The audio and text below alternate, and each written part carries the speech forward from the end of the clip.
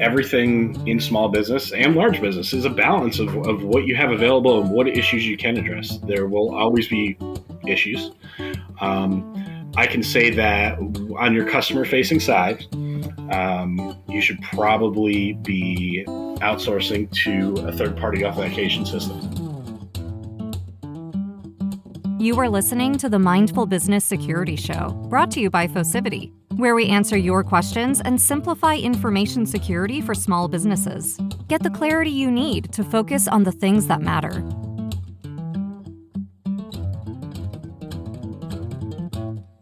Well, hello.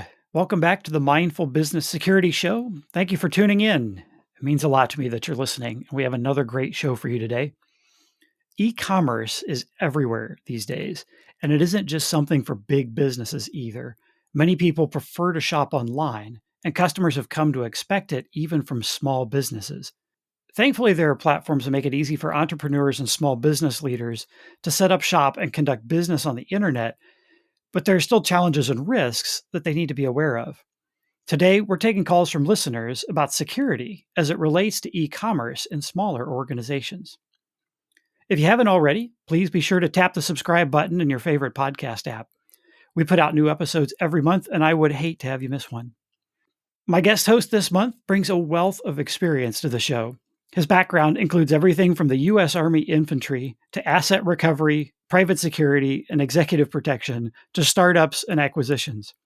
Judging from his physical appearance, I'm pretty sure he's a powerlifter too. His career path led him through a startup that was acquired by eBay, where he became one of eBay Motors' first employees. Today, he's a serial entrepreneur and business consultant.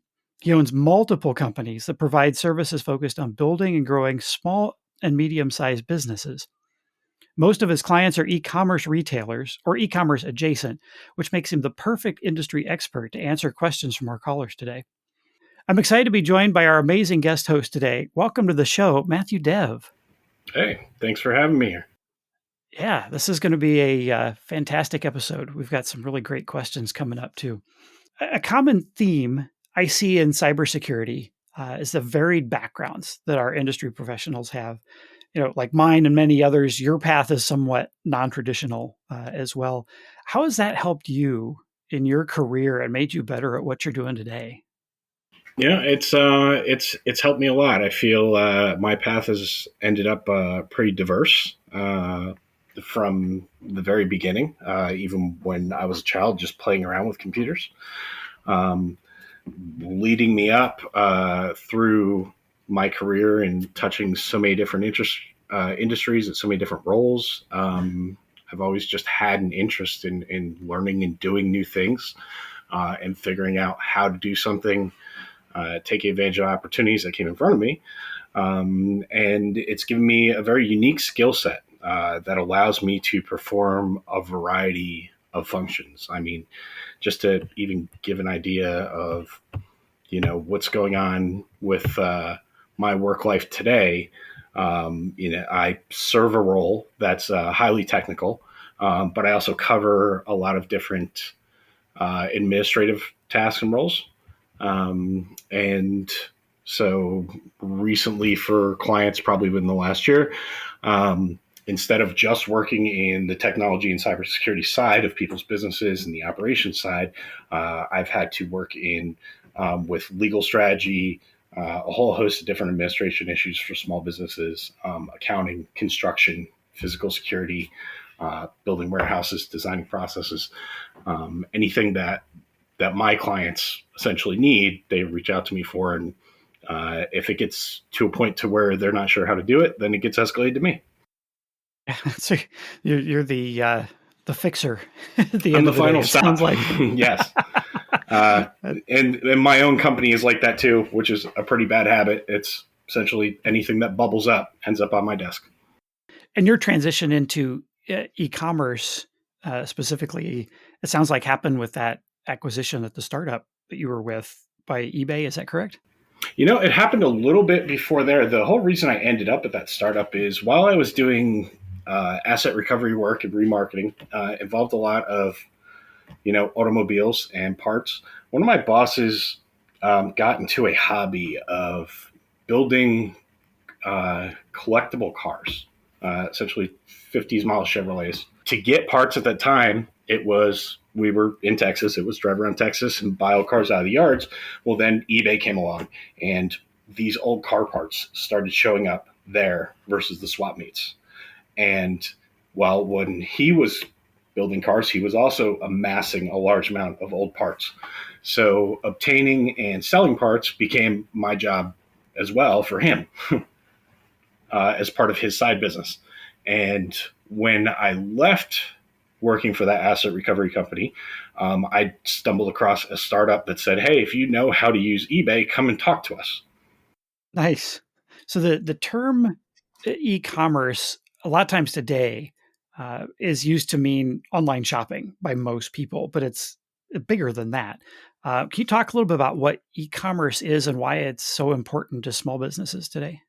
Well, e-commerce is, I guess at any point it's a digital involvement in the process of, sales and fulfilling of products.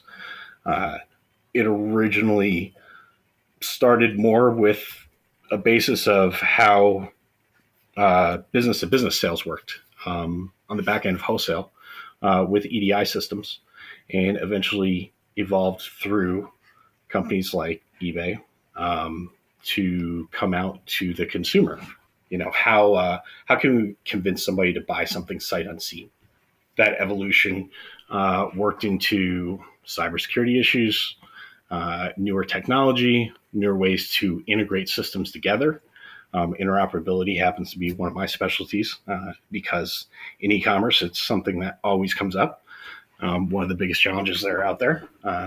And to where when we come up to today, we've evolved to the point to there's probably more e-commerce than traditional commerce almost going on. We're kind of hitting to that barrier where it's swapping over.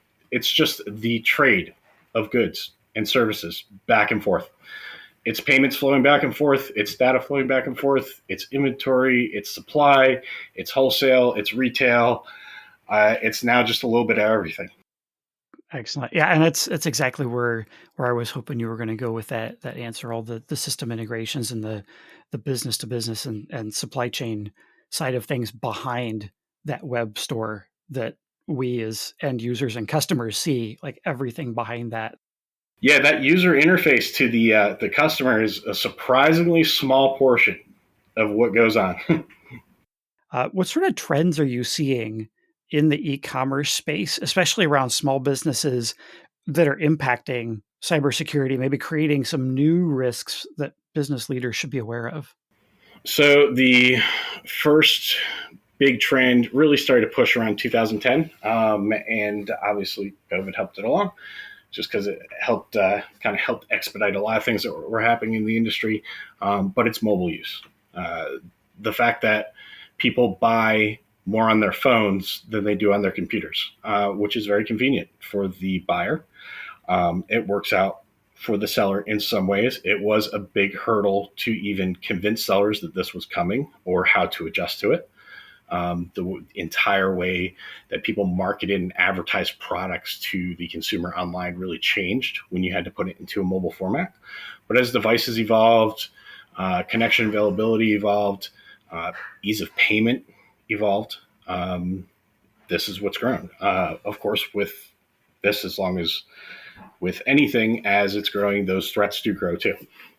Your biggest threats in e-commerce from the customer-facing side are have to do with payments, usually payments and fraud of orders. The last question I like to ask every guest on the show: if there was one thing that you wanted a small business owner to know about information security in their business, what would that be?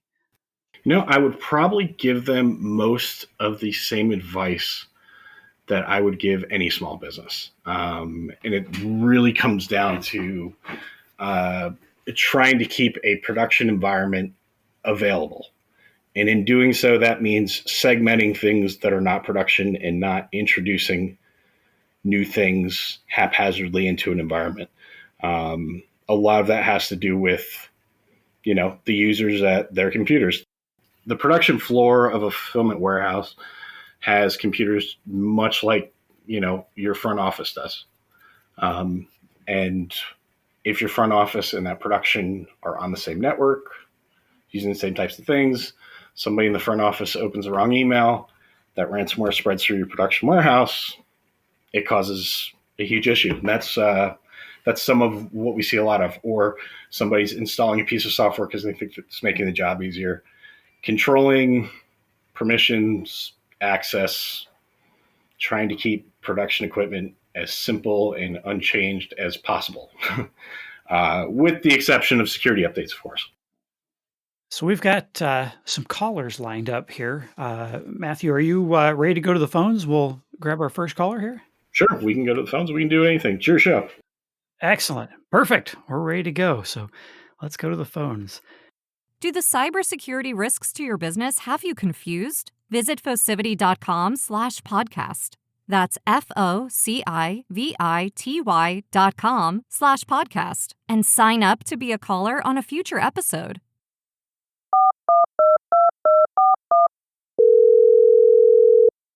So our first caller here today on the show is Molson from Austin, Texas. Hey, Molson, how are you doing today? Thanks for coming on the show. I'm doing good. Thanks for having me. Yeah, so how can we help you? I run an e-commerce business. I heard y'all talking about that a little while ago. It's kind of interesting to listen in.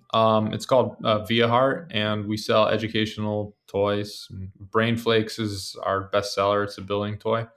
And the problem that we often face, well, many issues, but around security is we operate a bunch of different e-commerce websites. And we also sell on marketplaces like Amazon and Walmart and eBay. And we have 12 employees. And each of these sales channels, these marketplaces, these websites, they all have, they're all connected to like a bank. When we sell something on Amazon.com is connected to our bank. So we get the money from Amazon.com. And because we have so many of them, it's a huge chore in order to make sure that the right bank is connected with the right sales channel. And so my question is, how do you have your employees manage these sales channel banking relationships without running into issues related to the wrong bank account being connected to the wrong sales channel? And I trust my employees, but theoretically, someone could connect their personal bank account to one of these websites, and they'll capture that money and run off. And so that's kind of our e-commerce security question. And they absolutely can, and I have seen that exactly done before, in a response to cleanup and security issues that I've gone in to fix. But the security aspect of payments is you have to limit the people that can access it. You really need to have that in a small business. You really need that at like an owner executive tier. I know my own personal businesses, I don't even let accountants or CFOs issue checks. So I will say that when it comes down to connecting your bank accounts and verifying connections, that you're not sharing a lot of your account details with your employees. As much as you do want to trust them, you never know what could happen. There is always that risk there. You definitely need to make sure, and there's really no recourse. If a 25-year-old employee somehow goes in and redirects your money, you lose $50,000. They've already spent it. You're never going to recoup that. Monitor, make sure that you have your alert settings. One of the good things about most of these marketplace platforms, if you're going in and making changes that have to do with payments, they do verifications, email alerts. Make sure that those are not going to shared mailboxes. Those are actually going to some type of your own owner administrative mailbox that you can monitor. I know in my primary company, we have a separate box that's used for things like that, to where there's only 2 people that can access it. It's like your signers can get in. It's all confidential level information. Our assistants can't see that stuff. They can see like our regular inboxes, but not that. Just all the very sensitive things that you would, it's your money. It's the way that you would maintain all of the sensitive things in your business is how you would maintain that. That's the most important part. I mean, you have to get paid. You have to have access to your money. You have to get your deposits. do these systems, Matthew, more like, IT systems, traditional IT systems, do they have logging mechanisms the same way that other apps in businesses have? Like, can those logs be pulled out into, systems like a security event logging and monitoring system that allows you to set up certain triggers on activities and watch for patterns or watch for deviations of normal patterns the same way we can with other types of security logs? Could you do it in a custom integration way? You could probably pull something off to replicate it. Is there anything where you can just do a connector on it? I haven't seen one. So it sounds like a real challenge in this space that it's easier to do with other types of applications than that you also have to deal with. It is. There's a lot of interoperability. There's not a lot of standards with how these systems run. Most of the standards that are out there that do exist have to do with inventory and product and quantity that moves back and forth, or how orders are placed. But that's about it. Not with how systems are accessed. It doesn't have, there's no real concept of security in an EDI system. It's based on trading FTP files back and forth. Any way they want to dress it up. That's what it is on the back end a lot of times. Also, does that make sense? Do you have any other follow-up questions?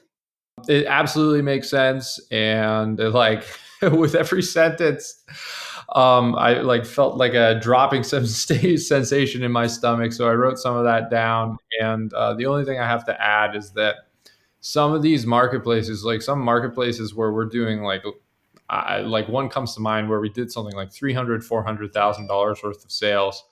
There isn't even the option to have multiple users with like tiers of access. So in other words, like all these orders need, like I can't spend all my time like checking the orders and stuff like that and making sure things get shipped. Someone else has to do that in order for our business to run. But it turns out that you can't tier the permissions to have a different person have access to the payments. So it's just like kind of like a gaping hole. But something that Mathew said that was real smart is rather than using like a single person's email address for the login with that all shared, what we could do is we could at least use like a shared email address that would go out to a bunch of different people. So if the bank account does get changed, like I and others would get the notification instead of just that person. Yeah, like a distribution group where a multiple mailboxes get notified. That way someone can't go clean up their tracks. Make sure that you don't have a single IT person that has access to all the emails too. You never know what level your attack vector is coming from or what type of access they end up getting, right? It's got to be one of your responsibilities to get it and count it and make sure it's coming through. Like you said, there are a lot of marketplaces out there do not have that type of tiered access that you need. In some of those, they do have enough API access to get regular jobs done. In my fulfillment warehouse, there is one piece of software that is used. It is something that we made that integrates and brings everything in its core. A couple of my clients use the same software at their warehouses too. We kind of built it as a SaaS system that does a lot of integrations and pull things in. So that way they can do customer service and they can do things without having to go log into the marketplaces, to where the marketplace account itself is froze out and controlled and considered administrative access. And then we have automated systems that do reporting and checking that can then send that same type of information that you would need out to a dashboard or to an email for operations teams periodically, to where they can see, hey, how many orders are left? What's the configuration of that? Did we get everything shipped that we needed to today?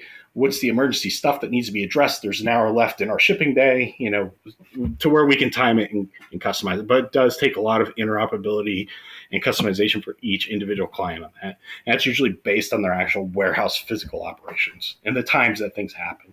It sounds to me kind of like some of the takeaways from this really are that these systems don't make these things easy. And so you've got to make sure that you're at least using the features and enabling the features that do exist that they give you, and then find other kind of creative ways with email groups and distribution lists and other types of, more ad hoc alerting to be able to detect these things, or that trust but verify, checking reports and dashboards and just any way you can to be able to detect anomalies given some of the deficiencies in the the way these systems work and handle permissions and separation of roles and duties and role-based access and those types of things and logging and all the things we're used to in IT security for being able to actually lock something down and secure it.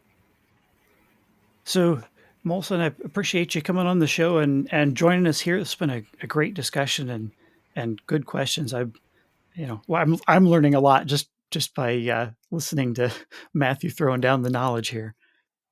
Yeah, I mean, Matthew knows his stuff. I was listening a little bit before the show.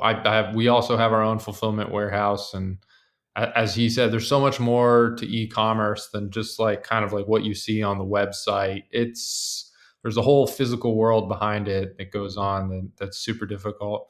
And thank you for having me on. And go check out Brainflakes, which is what is built behind me. It's an awesome educational toy. Thanks, guys. Man, thanks for joining us. This was good, wonderful question, and we'll see you around the internets. Our next caller today here on the show is Howard from Philadelphia. Hey, Howard, how are you doing? I'm doing well. How about yourself? Should I call you Accidental or Mr. CISO? AC is good. My friends all call me AC. So tell us a little bit about the questions you have. How can we help you?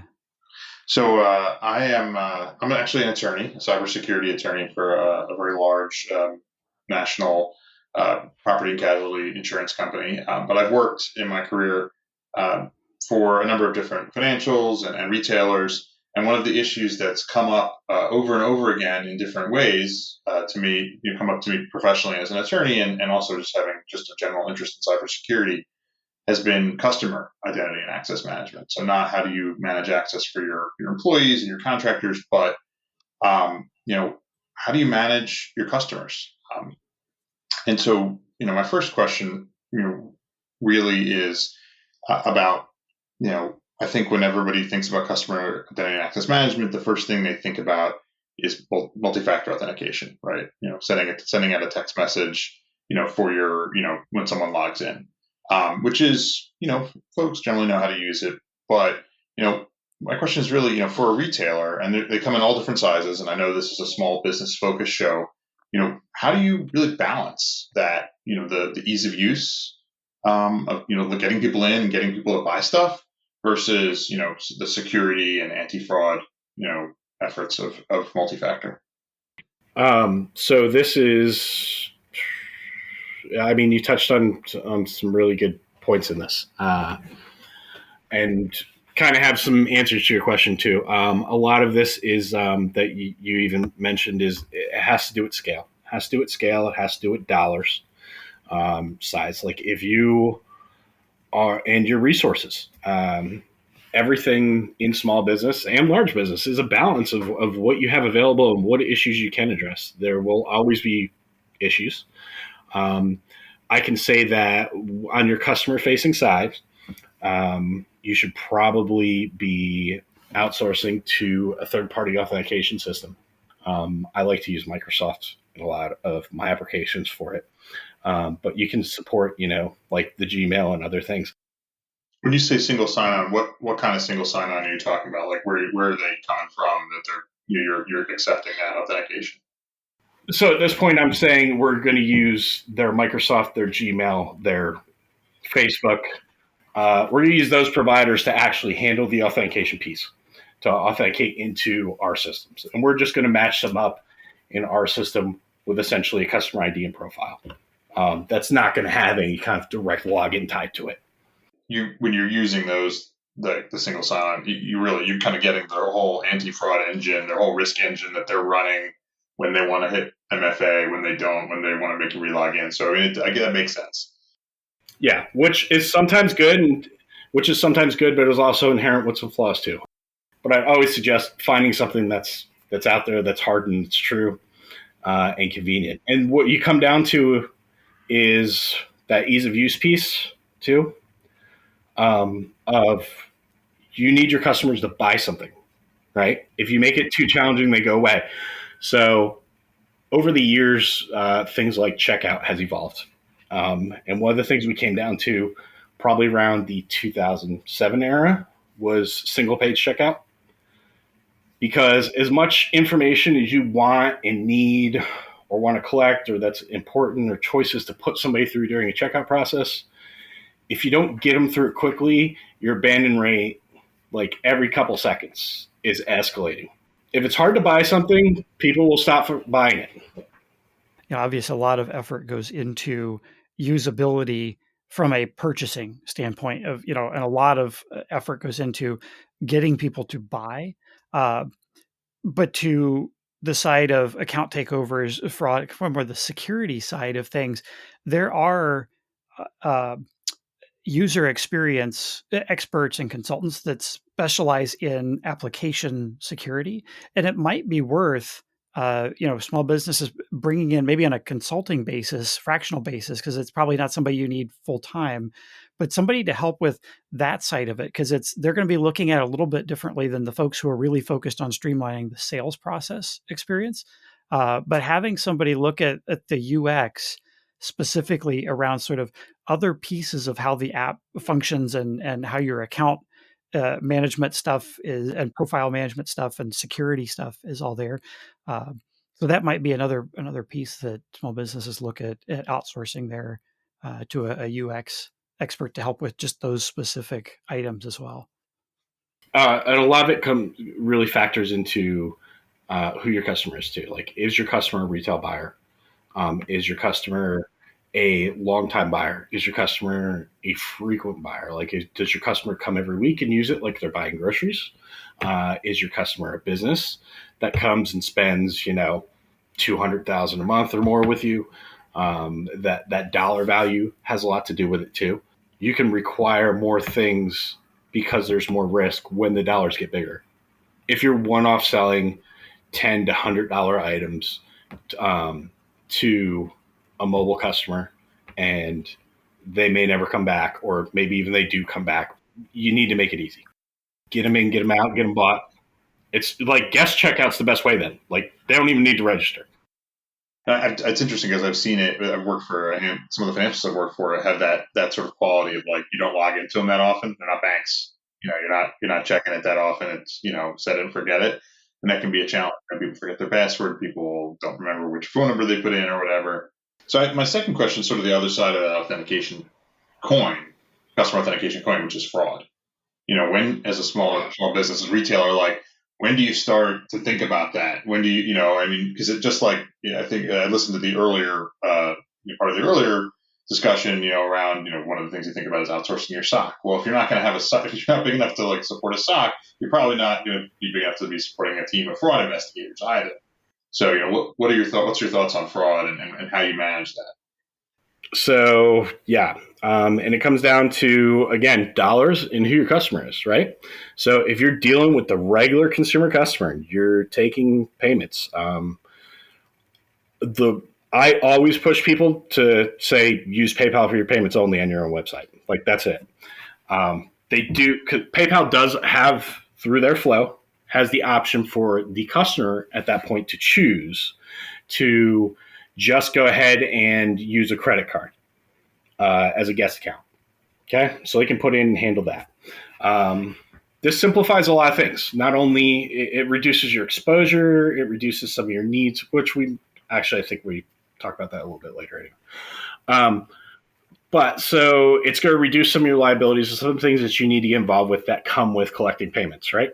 It's also going to give you some protections. Like, PayPal offers a level of protection at the seller and the buyer, truthfully, as long as everybody participates and does things the way that you should. As long as you do all of the right things, PayPal is going to protect your money.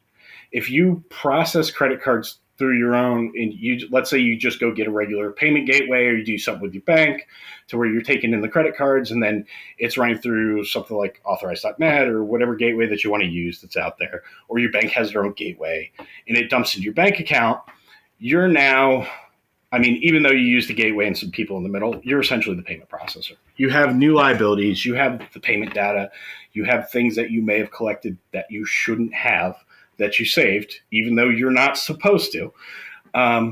You're responsible for all that data and that liability, right? You also are not protected against, there being a fraud on the back end, a fraud that's good enough to get past your systems and the bank systems. There are and this is why I always have told people from the beginning of time, you shop with a credit card, you don't use your debit card for anything. Like, your debit cards for taking out cash, and otherwise don't even put it in your wallet because it's too tempting, right? I don't care what somebody's going to tell you, you're going to save on fees or anything. You use a credit card, and if you're so scared about going into credit card debt, then pay it off every day or pay it off every week, whatever you need to do.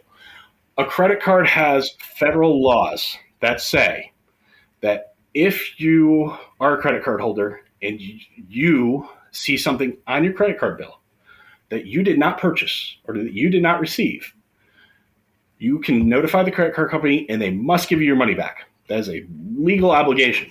If somebody gets the money from your debit card, your bank account, that's just up to bank policy. They have no legal requirement to help you. They can just tell you, sorry, Charlie, you lost your money. You should have protected it. Now, most banks, for convenience and as a service aspect, have evolved over the last few years to start offering some things where they help you if there was some type of fraud. They're not obligated to them, not one bit. Credit card companies legally have to. Like, there's a process. If you call and dispute it, they have to take it off immediately. They have a dispute process. It's very rarely ever reversed onto the customer. Unless you're absolutely calling up and lying and somebody can prove that you're lying, then it's not going to be reversed to you. But if someone took your credit card, purchased something, shipped it to your house, intercepted it at your mailbox, and ran off, the seller is going to pay for that, not the buyer. Okay? If you do that through PayPal, then they're going to fight on the back end. You run through their process. The worst case, at the end of the day, PayPal is actually going to pay for that. Okay? They're going to pay the seller and the buyer is what that might come down to. In most cases, though, it'll be, as long as you did the right thing, then you're good. Seller's protected. Buyer's going to still have to pay. As long as you're following the rules, obviously. Based on their policies of you tracked it, you required a signature, you did this, that, or that, you used the right type of shipping service, you did everything within the days, you communicated right. You did all the things that you're supposed to do as a seller, which are really basic things at this point, right? If you're not doing that, then you're just not a good seller online. Somehow you're 10 plus years behind, you need to evolve. Because this is the basic level of service they're really requiring, right? You do those basic things, you follow through, PayPal's got your back. Now, if on the back end, it was somebody fraudulently using a PayPal account or anything else, well, that's our problem. That's not yours. As long as you show you did the right thing. So it sounds like small businesses then, if they are careful about what types of payments and payment processors they are using, the need for an internal fraud team really is reduced because of these legal protections around credit cards. Am I understanding that? It's highly reduced. And really at that point, then you just need to worry about transactions that go over certain dollar amounts. So basically you're saying for small businesses, unless you think you can save money by building up your own fraud team, just use PayPal. I have rarely seen a point where it's advantageous to do it in-house. Like, even knocking a point, like a percentage point off of your payment flow, even at extremely high volume, right? So some of my e-commerce customers that do, retail, like, hit levels. They're like, okay, they did $100 million through marketplaces over the year. When we factor all the liabilities and everything else that starts to come into play, I always suggest third party, and I always pretty much suggest PayPal because they really are the best one with the best features, especially for disputes. That's really interesting. I learned something new. Thanks, Howard. I appreciate you coming on the show, and I don't have anything to add because I'm just sitting here soaking this up, and this episode I'm learning more than I'm helping. It seems here as I said, as Matt's dropping the knowledge. So it's great having real genuine questions on the show from folks who are working in small orgs and trying to solve these problems, because then the folks listening, it's relevant to them and they're facing similar problems as well, I'm sure. So Well, I really appreciate the opportunity, AC. Matthew, thank you as well. Hey, thank you. Have a great rest of your day and a great weekend. For our next caller here on the show, we have Howard, another Howard, not the same Howard that we were just speaking to. And this Howard is from North Carolina. Hello, Howard. Welcome to the Mindful Business Security Show. How are you doing today? Great, thanks. Thank you for having me on today. Yeah, how can we help you? So I work for a medium-sized company that offers B2B solutions for our clients. And just kind of wondering, in regards to e-commerce, what would be the legal requirements if we made a service available to purchase online through our website, but we're using a third-party payment processor? All right. So I guess first of all, I should probably say that I don't have a law degree, so I can't charge you for legal advice, but I'll give you a bunch of free stuff that you can go talk to your lawyer about. Sounds great. So this actually can get pretty tricky, and this can do some things that really affect the insurance profile at your company. I'm not sure if anybody else noticed, but cyber security insurance has changed dramatically in the last few years. I remember my first application for cybersecurity, and probably up until about 2017, every time I had to fill out the application for renewal each year, it was about one page. That same application is about 15 now. It has to do with looking for all kinds of little things to figure out, hey, what are we doing with PII and all kinds of information. So this is going to come down to is the exact implementation of how that integration with that third-party provider works. Okay, so it really depends on the provider and how they do it. What it comes down to is if your systems at any point record or even just take the input to pass it along, even if they don't store it, but if somewhere on your systems actually see that payment information, then it becomes your responsibility. If you push them off to the third party, say like with a PayPal integration, and they go to PayPal's website and they enter all of the information in, as long as you're not using PayPal, actually, I'm sorry, let me correct that, because PayPal does have a separate service called Website Payments Pro, which essentially allows you to use PayPal in the back end to run credit cards without anyone knowing that you're using PayPal. So with the exception of that service, if you're, say, pushing them to a third party where they actually go to their website, something like pushing them to PayPal through the front end GUI, when they land on their application, if they are putting their information in on PayPal's actual hosted servers and site, and yours isn't involved, and they're running through the entire payment process with them, and then PayPal just communicates back to you, hey, we got it, the money's in your account, and you can go ahead and approve the order. In those scenarios, which most e-commerce and e-commerce marketplace scenarios will follow these days, you won't have any responsibilities at all, because all you actually have at that point is PII of what the people ordered, what their names are, what their addresses are, and then that comes down to like your state's regulations and your privacy policy for how you protect that. Obviously, we say recommend always protect that information as if it's valuable when it comes down to a customer, whether your state says so or not. The real details of compliance is going to be, what type of industry you're in, what compliance can apply. If you're actually getting that payment information, which in most cases you shouldn't. You shouldn't have information about the payment instrument. But if you do, then it's your problem. Yeah, definitely. That makes a lot of sense. I generally recommend small businesses, like, very small orgs that are just getting started in e-commerce, especially like the mom and pop shops, use these integrations that Matthew's talking about, where you redirect to them. They handle facilitating the payment, like PayPal or somebody here, and then they send the customer back with some information, back to your system that says, yes, this was completed, just so that you don't have to get into all of the compliance side of this, because building a compliance program around the payment card stuff, the PCI compliance requirements, is not necessarily an easy task, and there's going to be some effort in there, just within your processes, within your technology, and so you're going to have cost associated with that and getting it set up and implemented to where you'd be able to protect that information sufficiently. Yeah, and it's not even really just protecting it. It's documenting that you're protecting it, which is a lot worse than actually protecting it. Yeah, I knew that somewhere along those lines, depending on how it was received or transmitted, that it could invoke some compliance stuff. But this is, in fact, my first rodeo, so I didn't know.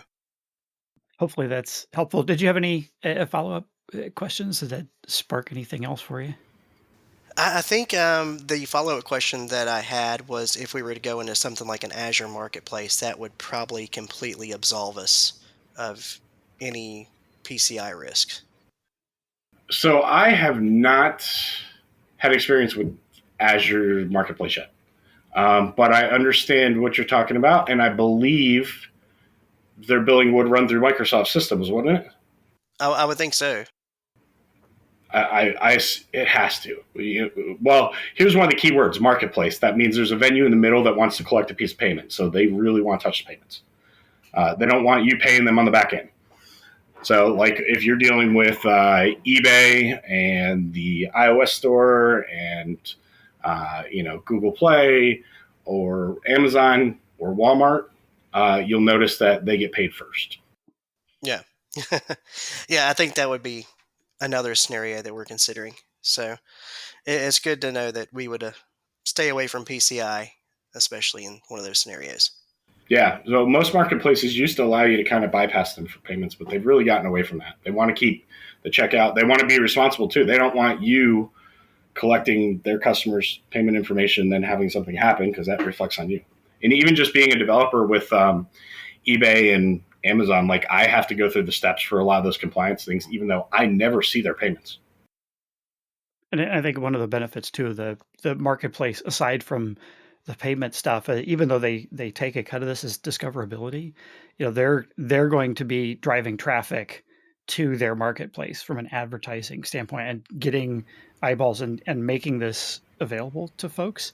And whether you're in an Azure marketplace selling software, or if you're selling physical merchandise drop shipped through one of these companies that does t-shirts or whatever, but if you're in one of these companies that has a marketplace like that, like you're going to get the benefit of that discoverability of them driving traffic to it and their algorithms showing folks other products that they might like within it. So there's other benefits there with those marketplaces in addition to just the payment processing side of this. Well, thank you for being on the show, Howard. I appreciate you calling in and asking questions. And the show doesn't work without callers to ask questions. So it's kind of a critical piece of a call-in radio show. So Yeah, thank you for having me. we had 3 really good callers again this week. We've been blessed with wonderful callers and great questions and good conversation. Mathew, what are your final thoughts on this? We covered a lot of different topical areas with these customers. Anything you want to leave our listeners with here as we're wrapping up the show?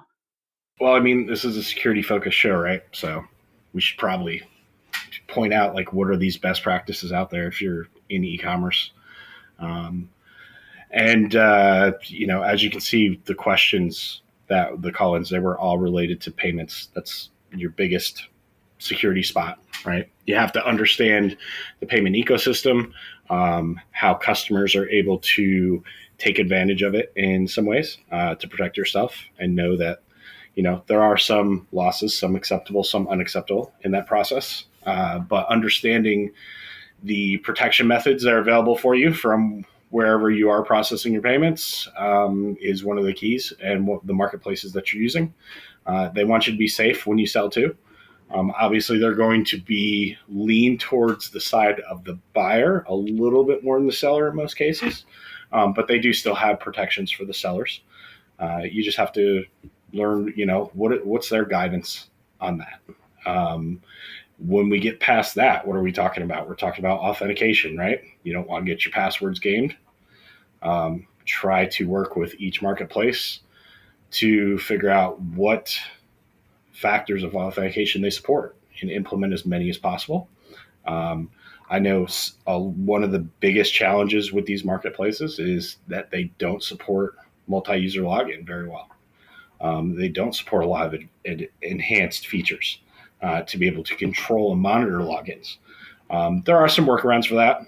A lot of it, shared email addresses, essentially distribution lists, shared email boxes, making sure that notifications are turned on in accounts, trying to find different creative ways to make multi-factor authentication work across a team of people, which we get into sometimes as well. We have a few systems that can take an SMS and actually share with a couple team members on our team for when we need to log in and do things like that. Past that, then what we're looking at is your environment, right? The same thing you would do in any network is you need to have uptime. The problem with e-commerce is sometimes things are more immediate. There are a lot of things that happen every day that have a cutoff time that have to happen, especially when it has to deal with fulfillment. So if you're in the fulfillment side of the business, you have to keep your fulfillment environment separate and compartmentalized from every other piece of the network. It really needs to be running as its own separate little network with very little new things introduced unless they're tested very well. And you have a good response team.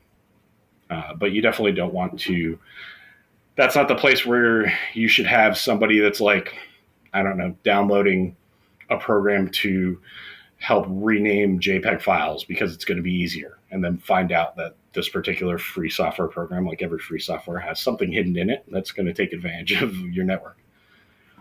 So, a lot of the common sense things that we run into in business every day. Stop installing things, stop giving people privileges.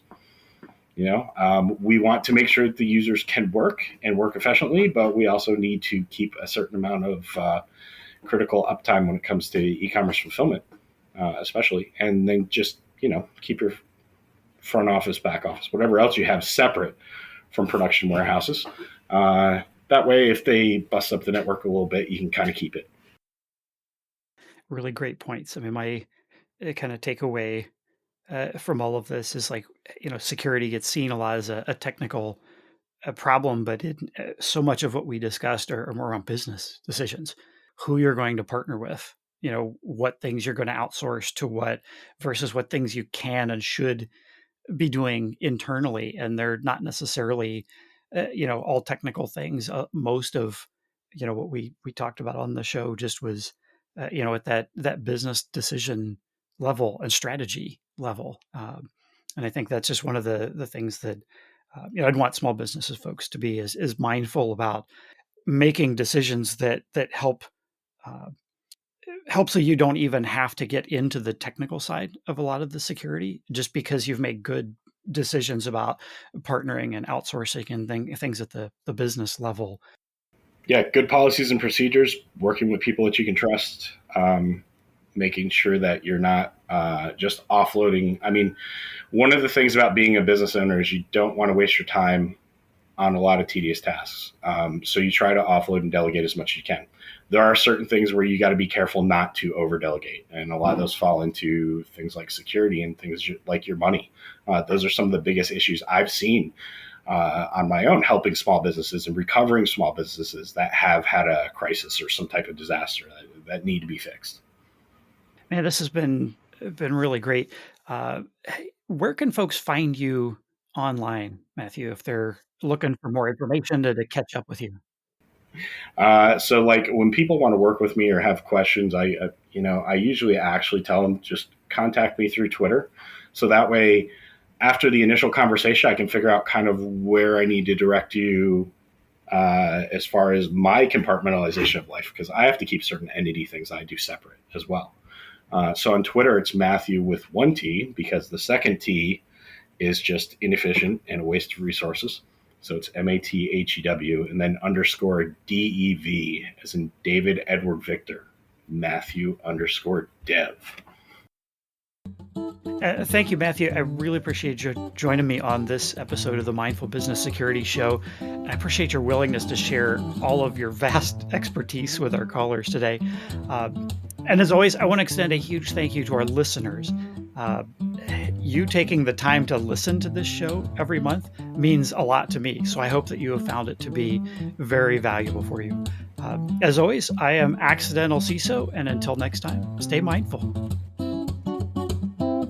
Don't miss our next episode. Be sure to subscribe in your favorite podcast app and follow us on social media.